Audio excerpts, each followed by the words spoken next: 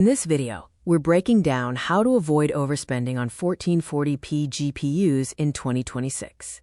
Choosing the right card for your actual needs is key to getting the best value for your setup.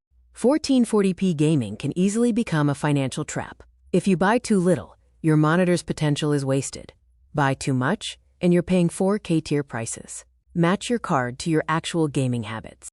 The ASRock Challenger RX970 with 16GB of VRAM is currently the best starting point for most 1440p gamers. It handles demanding single-player titles easily and offers great value. For pure native performance at 1440p Ultra, the RX970 averages 104 frames per second without needing upscaling or frame generation.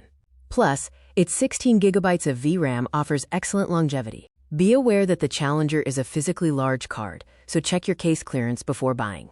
While it handles moderate ray tracing well, it does struggle with full path tracing workloads. If you're on a stricter budget, the 16GB ASRock Challenger RX960 XT is your floor. Make sure you don't accidentally buy the 8GB version, as the boxes can look nearly identical. The RX960 XT averages around 67 frames per second at 1440p Ultra. This card requires FSR upscaling for demanding titles and is not intended for high refresh rate gaming in the newest games. For a smart budget stretch, consider the Gigabyte Gaming OCRX 970 GRE.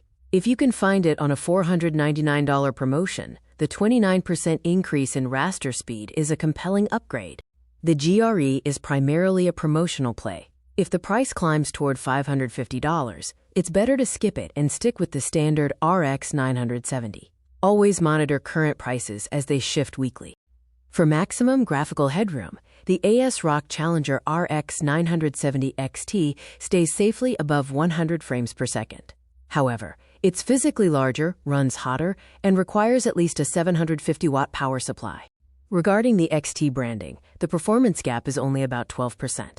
A good rule of thumb is to jump to the XT only if the price gap is around $100. Any more, and the value diminishes. Remember that your CPU matters too. 240Hz esports setups are often CPU-bound. Even a fast graphics card won't help if your processor cannot keep up with the frame delivery. The Zotac RTX 5070 Twin Edge is for a specific creator niche. While it costs more and has less native raster speed, it is a great choice if you specifically need NVIDIA's DLSS and CUDA software ecosystem. The 5070 averages 96 frames per second and requires a 650-watt power supply. For a pure gaming build, the RX 970 usually offers better performance per dollar. To wrap up, here is a quick cheat sheet. Match your user profile and budget to the correct model. Always check real-time pricing before your final purchase to ensure you're getting the best deal.